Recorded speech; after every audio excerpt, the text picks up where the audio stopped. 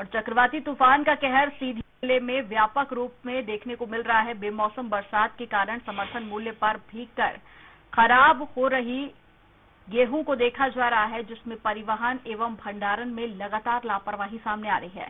मौसम विभाग के अलर्ट के बाद भी राज्य नागरिक आपूर्ति के द्वारा खरीदी केंद्र प्रभारियों को निर्देश जारी किया जा चुका है कि 17 मई के बाद तेज बारिश हो सकती है, जिसको देखते हुए समर्थन मूल्य पर खरीदी हुई उपज को बारिश से बचाव के पर्याप्त इंतजाम किए जाएं और साथ ही इन फसलों को तत्काल भंडारित करने के निर्देश जारी किए गए थे।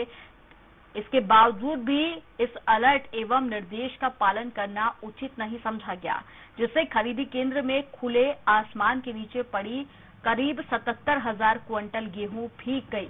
किंतु विभागीय आंकड़ों की बात की जाए तो बारिश भीगने के कारण सिर्फ 9,314 क्विंटल गेहूं ही प्रभावित हुई है, जो कि नष्ट हो सकता है।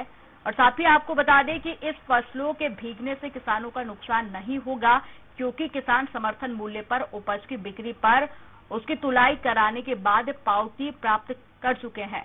खराब फसल को विपणन संघ की लापरवाही के कारण भंडारित नहीं हो पाई है। हर साल ये गेहूं खरीदी केंद्र में ऐसे हजारों क्विंटल के हिसाब से गेहूं बर्बाद हो रहे हैं और ये यहाँ ये जिले मुख्यालय की स्थिति है। बाकी जगह जो छोटे छोटे सोसाइटी है वहाँ की स्थिति आप देखते, वहाँ पिछड़ों में चीजों में सरकार हमारा पैसा ऐसे बर्बाद कर रही है। आज जब दाने दाने को मोहताज है जनता, यहाँ से गोदाम जाता है, गोदाम से आता है, इसमें नुकसान भी होता है। और सरकार की नीतियाँ हैं, अब आदमी कह रहा है कि आप उसको डायरेक्ट किसानों जो बांटना है यहीं से बांटिए, लेबर चार्ज बचेगा, परिवहन का खर्च बचेगा। अब सरकार को यही सब करना चाहिए, बचत ही सबसे बड़ी है। और इसी पर ज्यादा जानकारी के लिए संवाददाता शरद गौतम जुड़ गए हैं। शरद, जो गेहूं की तुलाई थी वो हो चुकी थी, तो किसानों का नुकसान नहीं हुआ है, तो क्या ये माना जाए कि इस बार नुकसान सरकार का हुआ है? ये हम बता सकते हैं कि ये जो इस समय पर गेहूं खरीदी केंद्र है हमारे सीधी जिले में लगभग 45 गेहूं खरीदी केंद्र बनाए गए हैं, जहाँ की इसमें लगभग 77 कुंटल गेहूं खरीदी हो चुकी थी। इसमें जो गेहूं भीगा हुआ है तो लगभग 77 कुंटल गेहूं जो यहाँ पे भीग चुका है। 9,000 सरकारी आंकड़े से 9,314 कुंटल गेहूं नुकसानी हुई है। लेकिन जो खरीदी केंद्र है, खरीदी केंद्र से किसान ले जाकर के वहाँ दे दिए हैं। अब ये जो नुकसान हो रहा है वो सरकार का हो रहा है और पहले से मौसम विभाग ने अलर्ट कर दिया था। लेकिन सरकार जो जब विपणन संघ है और जो प्रशासनिक अधिकारी हैं, प्रशासनिक अमले हैं, इनकी लापरवाही से इतना बड़ा नुकसान हो रहा है। अभी भी गेहूं खरीदी केंद्रों में पानी भरा हुआ है।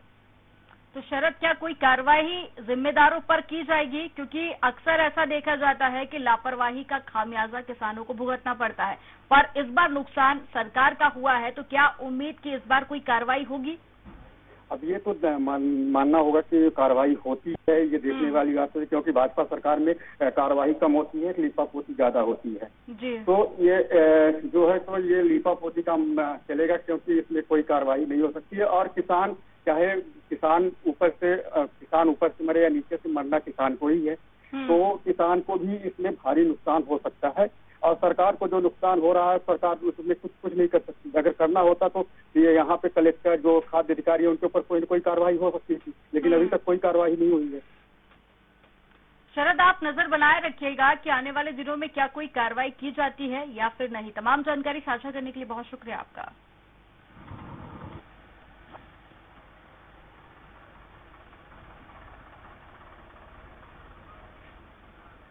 और जिला अध्यक्ष बीजेपी से जुड़ गए हमारे साथ में चंद्रपाल जी, बहुत स्वागत है आपका स्वराज एक्सप्रेस में।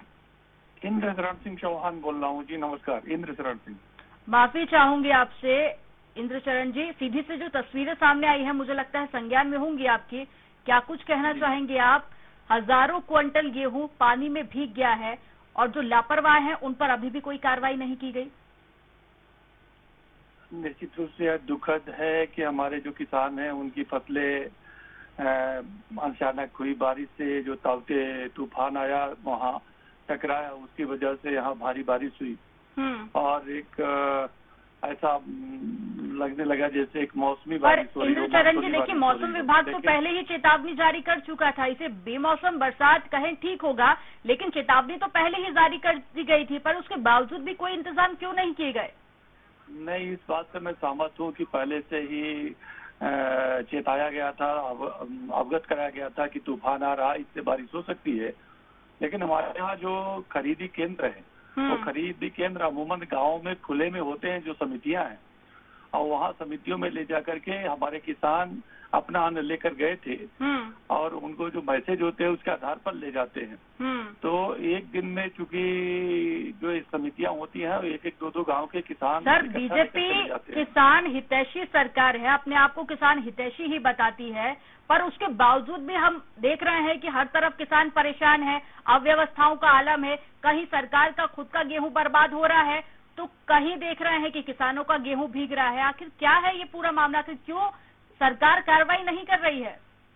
नहीं, किसानों के प्रति हमेशा ही भारतीय जनता पार्टी सरकार संवेदनशील रही है, आज भी संवेदनशील है। और जिन किसानों के नुकसान हुए, अभी आज ही कलेक्टर साहब से मेरी बात हुई, कल भी बात हुई थी, और वो निरंतर देख रहे हैं। तो इंद्रचरण जी, क्या माना जाए कि अधिकारी बेलगाम हो चुके हैं? क्योंकि अक्सर हम इस तरह की तस्वीरें हर रोज दिखाते हैं और जब जिम्मेदार अधिकारियों से बात करनी चाहते हैं तो फोन नहीं उठाया जाता है, जब सवाल किया जाता है तो जवाब नहीं देते। इसका क्या मतलब निकाला जाए? बेलगाम तो मैं नहीं कह सकता हूँ, सारे के सारे तो लोग फिर जिम्मेदार कौन है सर? फिर जिम्मेदार कौन है? हर तरफ से इसी तरह की तस्वीरें सामने आ रही हैं, किसान परेशान है।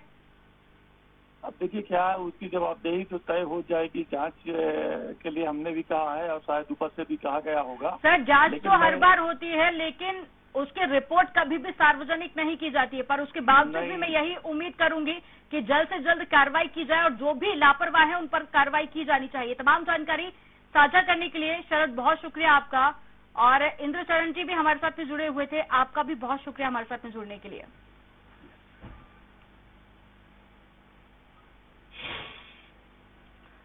एक्सप्रेस स्पेशल में फिलहाल इतना ही। आप देखते रहिए सुरा।